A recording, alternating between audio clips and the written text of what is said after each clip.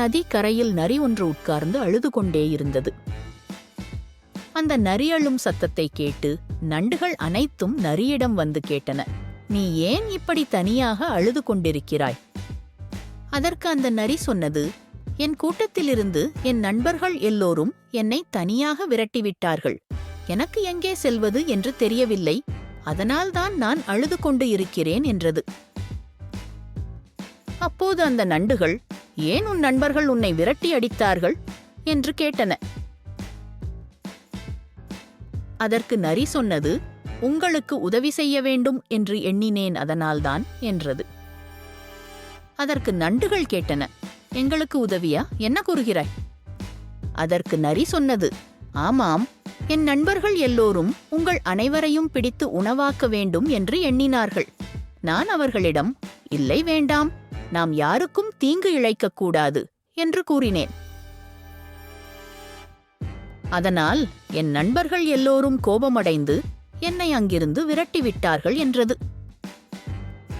இந்த நரி கூறும் அனைத்தையும் நண்டுகள் கேட்க ஆரம்பித்தன.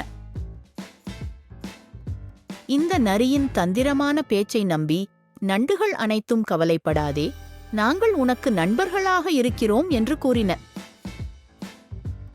ஒரு நாள் நரி நண்டுகளிடம் நாம் அனைவரும் சேர்ந்து எங்கேயாவது செல்லலாம் என்று கூறியது. இந்த நண்டுகளும் நரி தன்னுடைய நண்பர்தானே என்று எண்ணிக்கொண்டு அந்த நரியுடன் சேர்ந்து வெளியே சென்றன. சிறிது தூரம் சென்ற பிறகு இந்த நரி திடீரென்று ஊளையிட ஆரம்பித்தது. இந்த நண்டுகளுக்கு நரி ஏன் ஊளையிடுகிறது என்று புரியவில்லை. ஆனால் சிறிது நேரத்தில் திடீரென்று நிறைய நரிகள் ஓடி வந்தன. இந்த நண்டுகளுக்கு என்ன செய்வதென்றே தெரியவில்லை. எல்லாம் ஒவ்வொரு திசையாக ஓட ஆரம்பித்தது. ஆனால் அங்கு வந்த கூட்டமான நரிகள் இந்த நண்டுகள் பலவற்றை பிடித்து உண்டன. எப்படியோ ஒரு சில நண்டுகள் மட்டும் அங்கிருந்து தப்பித்து தங்களுடைய இடத்திற்கு சென்றது. அப்போதுதான் அந்த நண்டுகளுக்கு புரிந்தது, இந்த நரி பொய் கூறியுள்ளது என்று. நரியின் சூழ்ச்சியில் நாம் நண்பர்களை இழந்துவிட்டோம் என்று அந்த நண்டுகள் வருந்தின. நீதி: தீயவர்களிடம் நட்பு கொள்ளக்கூடாது.